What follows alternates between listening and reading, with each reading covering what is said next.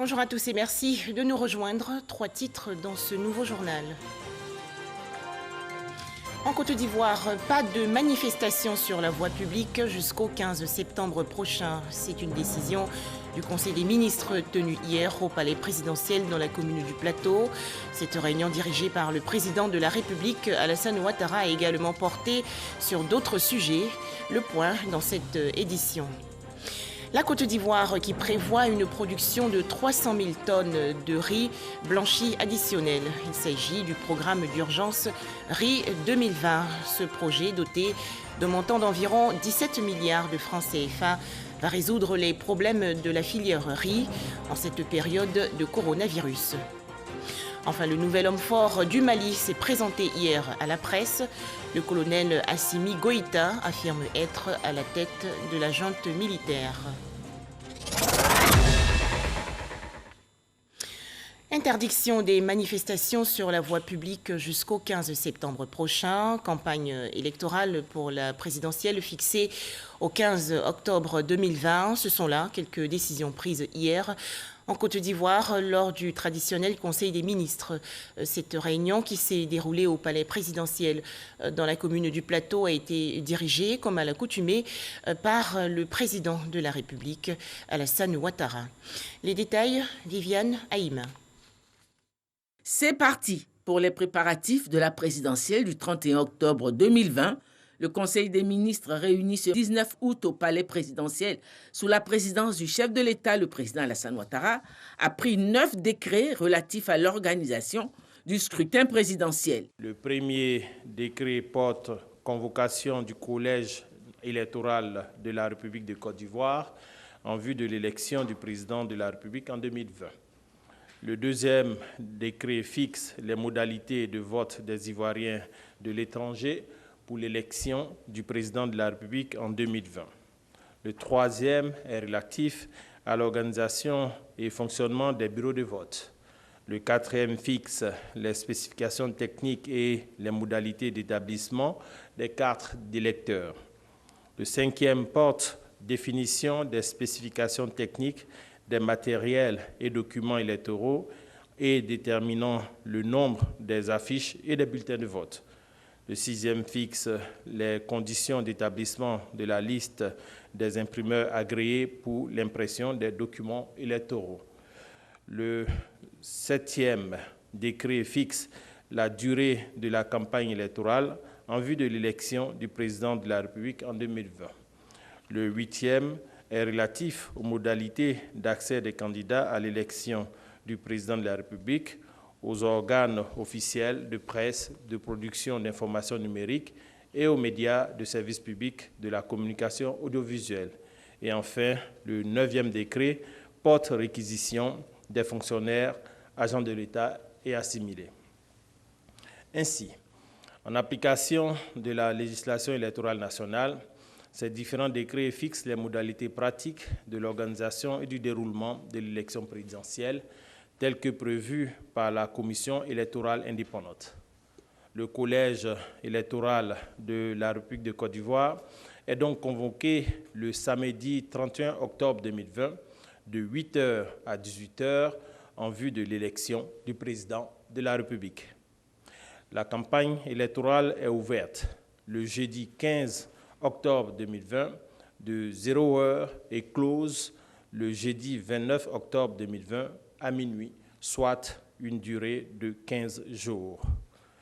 Dans le cadre de cette campagne, l'égal accès aux organes officiels de presse et de production d'informations numériques ainsi qu'aux médias de services publics de communication audiovisuelle et le suivi de la régularité des produits de communication seront garantis par la Haute Autorité de la Communication Audiovisuelle, ACA, et l'Autorité nationale de la presse, ANP, qui veille à l'expression pluraliste des courants d'opinion, ainsi qu'au Conseil supérieur de la publicité, CSP. Aussi, pour aider au succès de l'organisation de l'élection présidentielle du 31 octobre 2020 et sur proposition de la CEI, la participation des fonctionnaires, agents de l'État et assimilés est requise pour l'exécution des opérations électorales. Le Conseil s'est aussi penché sur les manifestations qui ont cours depuis un certain nombre de jours dans le pays, occasionnant décès et dégâts matériels.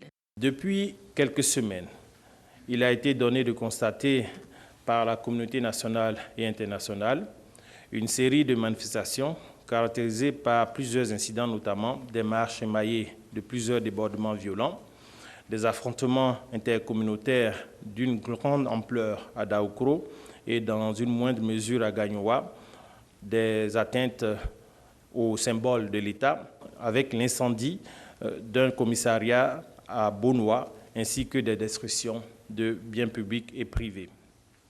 Le bilan provisoire au plan national fait état de 6 décès, 173 blessés, environ 1500 déplacés internes, 69 personnes interpellées, ainsi que de nombreux dégâts matériels. À ce jour, les actions des forces de sécurité pour établir l'ordre, les médiations des autorités préfectorales et des chefs de communauté ont abouti à une baisse notable de la tension sur toute l'étendue du territoire national et à un retour progressif au calme. Tirant les conséquences du bilan humain et matériel de ces manifestations et des risques d'ouverture de poches de conflits communautaires, le Conseil a décidé de la suspension des manifestations sur la voie publique pour les autoriser seulement dans les enceintes closes ou des espaces dédiés sécurisés. Cette mesure prise dans le cadre de l'état d'urgence en cours est effective ce jour jusqu'au 15 septembre 2020. Le Conseil a en outre fixé les nouveaux prix d'achat aux paysans du coton pour la campagne cotonnière 2020-2021. Les prix sont fixés à 300 francs le kilo coton graine premier choix et 275 francs le kilo coton graine deuxième choix. Et puis une bonne nouvelle pour les téléspectateurs ivoiriens. Le Conseil des ministres a fixé à compter du 1er janvier 2021 le basculement du système audiovisuel ivoirien dans le mode numérique. Ce changement va permettre aux téléspectateurs d'avoir accès gratuitement à de nombreuses chaînes de télévision.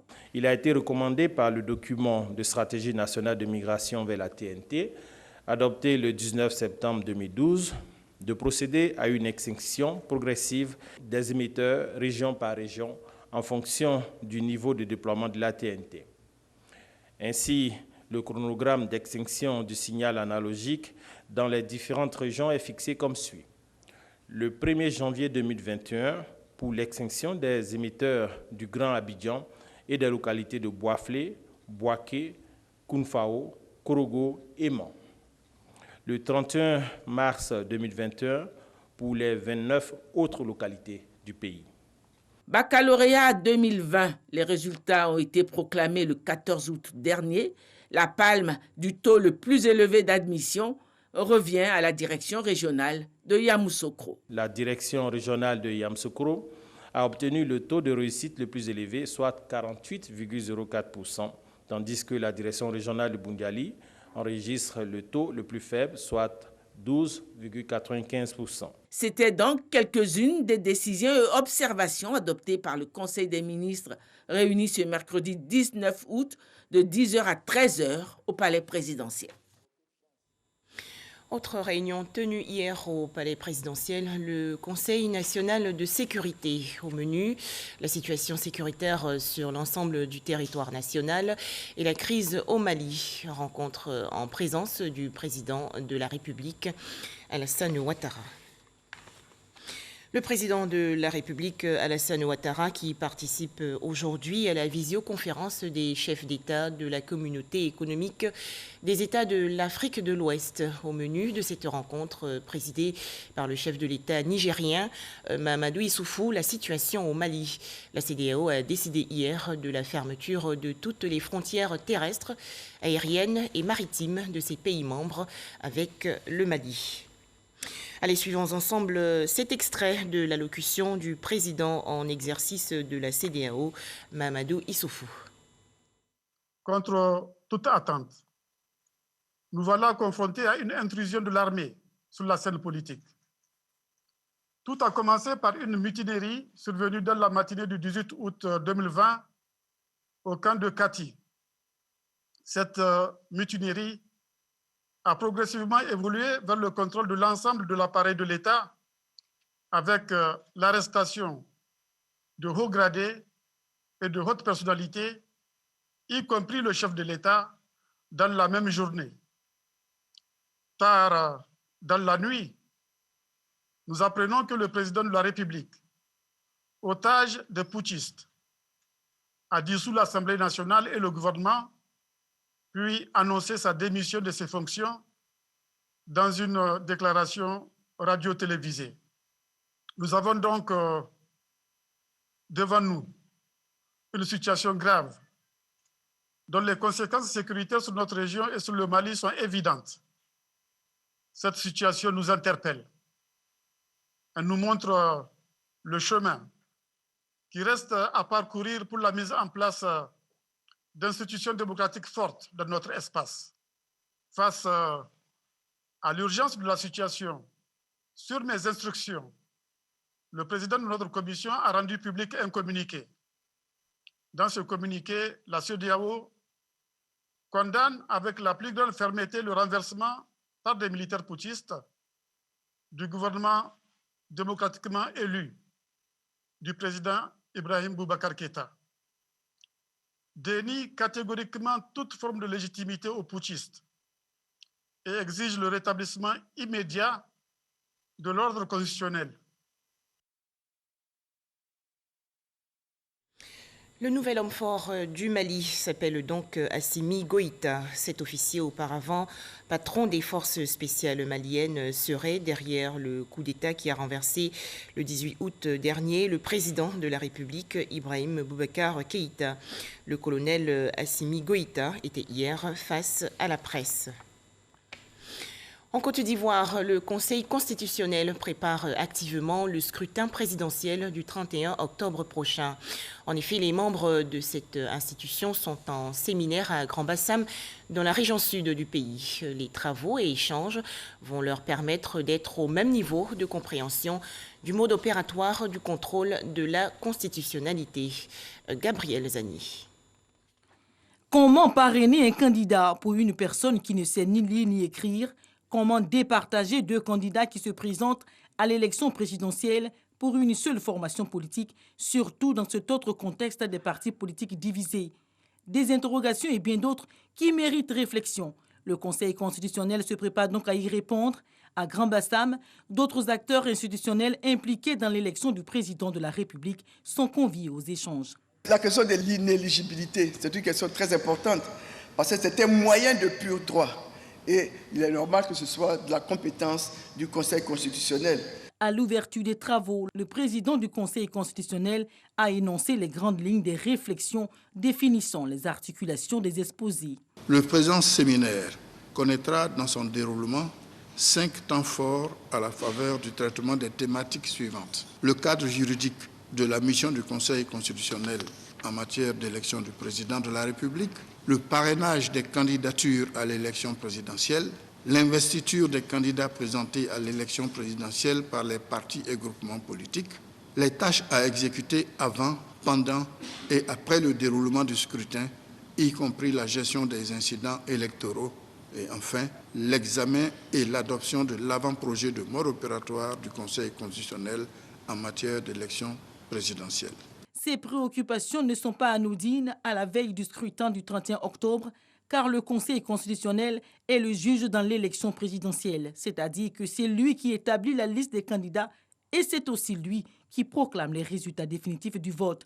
L'ensemble de ces prérogatives, ces modalités seront consignées dans un mode opératoire. Ces tâches doivent donc être simplifiées, maîtrisées pour gagner en efficacité et surtout en transparence. Vous conviendrez ici avec moi qu'il y a incontestablement un pari à gagner.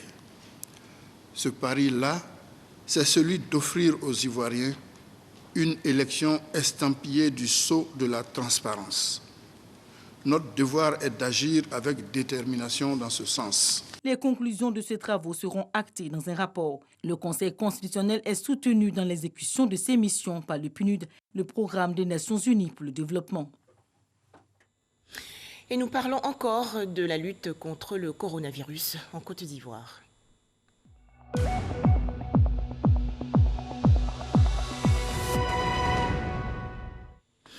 La Côte d'Ivoire qui a enregistré hier 82 nouveaux cas de coronavirus, annonce faite par le ministère de la Santé et de l'Hygiène publique. Le pays compte actuellement 17 232 cas confirmés de coronavirus, dont 14 422 personnes guéries et 111 décès. Il n'y aura pas de pénurie de riz en Côte d'Ivoire malgré la crise sanitaire liée au coronavirus. En effet, le programme d'urgence riz, dénommé PUR 2020, et doté d'un montant d'environ 17 milliards de francs CFA, va résoudre les problèmes relatifs à la filière riz. Ce projet a été lancé récemment par les acteurs du secteur. Objectif, produire 300 000 tonnes de riz blanchi additionnel. Les explications dans ce reportage de Cheikh Koné. La signature de convention entre l'Agence pour le développement de la filière riz en Côte d'Ivoire, ADERI, et les 4 principaux leaders de pôle que sont AMC, Oriane Industrie, Socomsi et Ganlogi démontre l'urgence qu'il y a de parer au plus pressé, c'est-à-dire prévenir le risque de pénurie de riz en raison de la maladie à coronavirus. Il s'agit dans ce programme-là de faire en sorte, dans un premier temps, d'acheter toute la production de paddy qui existe sur le marché, de transformer cette production de paddy-là et mettre à marché du riz blanc de qualité, du riz de Côte d'Ivoire. Ça, c'est la première phase. Ensuite, il y aura une deuxième phase qui consistera à encadrer les producteurs qui sont là, parce qu'en leur donnant des intrants, en leur offrant ce qu'il faut pour une bonne production. Face à l'urgence, la problématique globale de la filière riz en Côte d'Ivoire est l'intensification de la production nationale afin d'assurer une production additionnelle de 300 000 tonnes de riz blanchi. Une manière de couvrir le gap dû à la perturbation des importations et de la production locale. À ce propos, le programme d'urgence riz 2020 doté d'une enveloppe de 16,2 milliards de francs CFA s'inscrit dans cette dynamique. Nous avons confiance. C'est vrai, la Covid-19 nous a tombé dessus sans nous prévenir. Les conséquences sont importantes. Près de 40% en moins dans les importations, 20% en moins dans la production nationale. Mais il faut y faire face et y trouver des solutions. Et je pense que le programme que nous avons mis en place est fait pour effectivement trouver des solutions à ça. Le riz en Côte d'Ivoire constitue l'aliment de base d'une grande partie des populations avec un indice de consommation de 84 kg par an. La filière, quant à elle, fournit environ 1 million d'emplois directs. Et pour produire ces 300 000 tonnes de riz blanchi additionnel, il faut bien sûr que les conditions climatiques soient bonnes, notamment réduire les risques de sécheresse. La Côte d'Ivoire élabore donc un plan national en vue de renforcer la résilience des populations et des écosystèmes face aux épisodes de sécheresse. Les travaux se déroulent à Yamoussoukro, dans la région centre du pays. Les explications de Kader Sogodogo de RTI Bouaké. La baisse de la pluviométrie constatée depuis plusieurs décennies à l'échelle planétaire n'est pas sans conséquence pour plusieurs pays d'Afrique. Elle consacre la sécheresse par endroits. La Côte d'Ivoire n'est pas à l'abri de cette réalité. Avec une population à fort taux agricole, 60 à 70%, le danger devient réel. Souvenons-nous, le succès de ce pays repose sur l'agriculture. Les gouvernants, pour prévenir ce qui pourrait engendrer une catastrophe alimentaire, ont conçu le plan national sécheresse. Toutes les intelligences cooptées pour sa mise en œuvre sont sous la tutelle du ministère de l'Environnement et du Développement durable.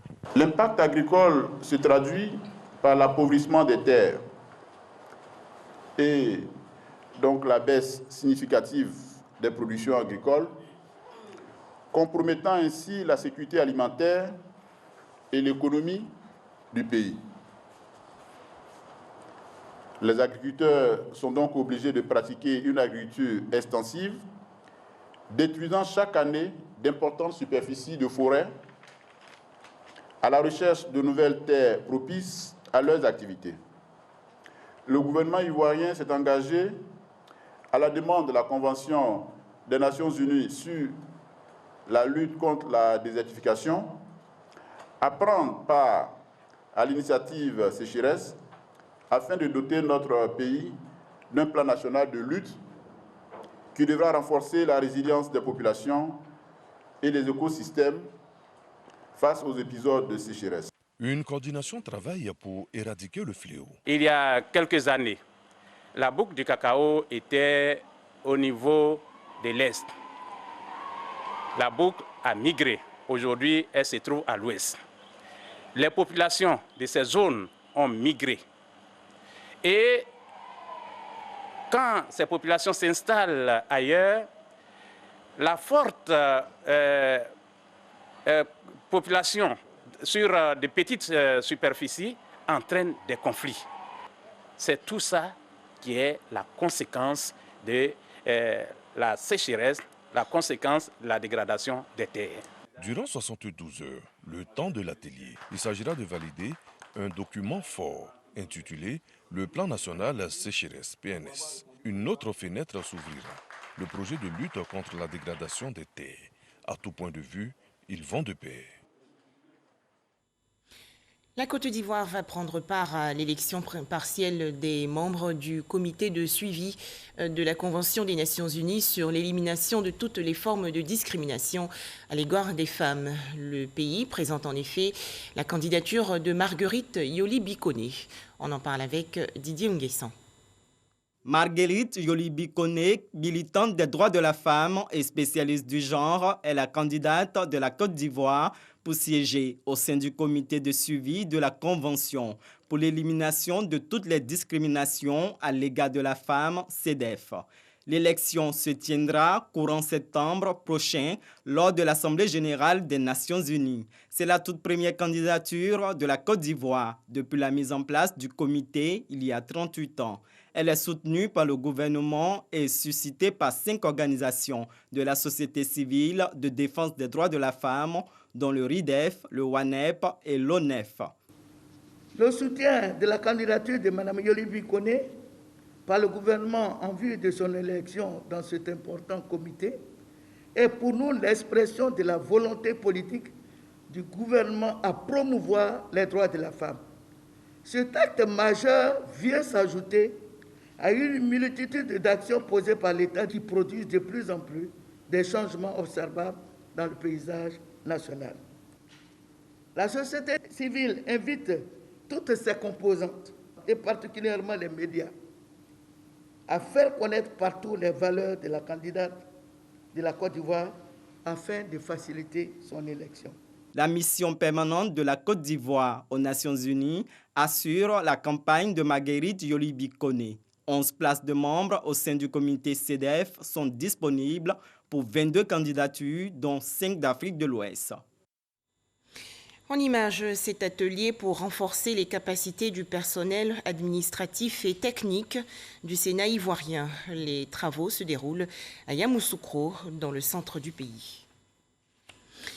Un premier poste de police de proximité inauguré le 13 août dernier à Korogo, dans la région nord du pays. À noter que 5 autres sont également prévus. Ces différents commissariats de secteur vont servir de point d'accueil et d'enregistrement de plaintes, ainsi que de maintien de la sécurité des biens et personnes, et cela 24 heures sur 24. Les explications de Ami Sissoko. Un seul commissariat de police pour plus de 300 000 habitants à Korogo. Le deuxième est en construction. Le ratio police-population est d'un policier pour plus de 1000 habitants, en deçà du standard international qui est d'un policier pour 400 habitants.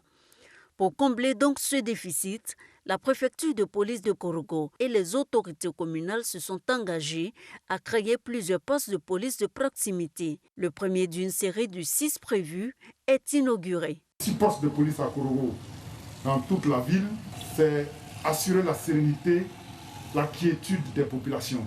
C'est faire en sorte que les populations n'aient plus peur dans les quartiers les plus reculés. Notre objectif est de rapprocher davantage la police des populations pour permettre un maillage effectif de la ville afin de répondre avec promptitude aux besoins de sécurisation des habitants de la commune. Qui ne se sent pas en sécurité de savoir qu'il a un poste de police à moins de 5 minutes de chez lui. Il est en même temps dissuasif pour les malfrats et les malhonnêtes de savoir qu'à tout moment, la police peut être présente. Situé dans la cité Ali Kader au quartier Soudibra à Korogo, en plus du maintien de la sécurité des personnes et des biens, ce poste servira de point d'accueil et d'enregistrement de plaintes. Il fonctionnera 24 heures sur 24. Un projet financé par la mairie à près de 90 millions de francs CFA pour le bonheur des populations. Côté sécurité, vraiment, ça nous rassure. À côté de cela, si nous avons des documents administratifs que nous voulons faire au niveau de la police, je crois que si la police se rapproche de la population, c'est la bienvenue. C'est une très belle initiative. Surtout que nous-mêmes, on a notre magasin juste à côté. Déjà, ça fait déjà une très belle sécurité pour les affaires. Encore appelé commissariat du secteur, le poste de police de proximité est directement rattaché au commissariat de police. Il est composé d'un box et est doté d'engins roulants pour faciliter la mobilité des agents. Avis aux personnes et autres ménages intéressés par des projets immobiliers en Côte d'Ivoire. La société ivoirienne de construction et de gestion immobilière, la SICOGI, va bientôt lancer un nouveau programme intitulé Concorde 4.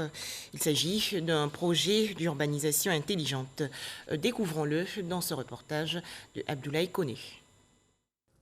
La SICOGI s'entoure d'un partenaire de qualité pour la construction de ces nouveaux programmes immobiliers.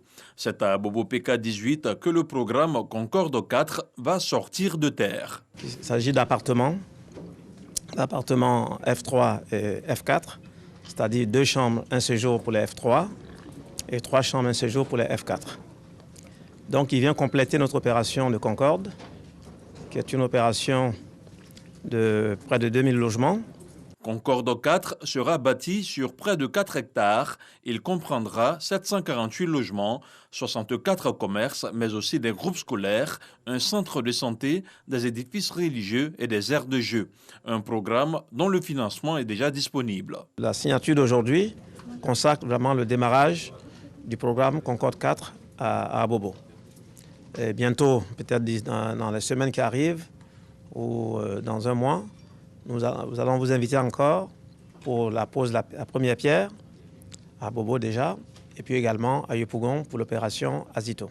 Grâce à ce partenariat 100% ivoirien, l'entreprise signataire de la convention avec la SICOGI entend devenir une championne nationale dans son domaine afin de participer au développement économique et social de la Côte d'Ivoire. Religion, les fidèles catholiques ont célébré récemment les 25 ans de sacerdoce du père Augustin Aubrou, curé de la paroisse Saint-Jacques des Deux Plateaux. Les festivités se sont déroulées récemment à la paroisse Saint-Luc des 220 logements dans la commune d'Adjami. Grace Kando. La mission du prêtre se résume en ce triptyque: enseigner, gouverner et sanctifier le peuple de Dieu à travers l'annonce de l'Évangile et la célébration eucharistique. Voici 25 ans que le père Augustin Aubrou a décidé de s'engager à la suite du Christ. À cet effet, une messe d'action de grâce à la paroisse Saint-Luc des 220 logements, sa paroisse d'origine. 25 ans, ce n'est qu'une étape. Je prie Dieu pour qu'il me donne encore assez de vie, assez de temps, pour que je puisse annoncer à temps et à contre-temps le message qu'il me donne de proclamer. Cette messe d'action de grâce a vu la participation de plusieurs fidèles venus d'autres paroisses et confessions religieuses. Je prie Dieu afin qu'il soit toujours élevé, afin qu'il continue bien sa mission et qu'il l'amène à bien. Parce que la vie de prêtre n'est pas souvent facile et bon, on lui souhaite beaucoup de bonheur. 25 ans d'abord, c'est le quart de siècle. C'est un âge mémorable et à fêter. Vraiment, nous sommes heureux pour le Père Augustin. C'est important pour la vie d'un homme, surtout au service de Dieu. Cela devrait pouvoir nous inspirer. 25 ans de sacerdoce, c'est 25 ans de fidélité au Seigneur, c'est 25 ans d'amour pour le Seigneur, mais 25 ans également d'offrande de sa personne, de sa vie et de son amour également pour ses frères et sœurs. C'est autant de leçons pour chacune et chacun d'entre nous. Le père Augustin Aubrou a été ordonné le 9 septembre 1995 à la cathédrale Saint-Paul du Plateau par le cardinal Paul Poupard. En plus d'être le secrétaire exécutif de la conférence épiscopale chargé des moyens de communication sociale, il est curé de la paroisse Saint-Jacques des Deux-Plateaux depuis 4 ans. Merci de nous avoir suivis. Très bonne suite de nos programmes.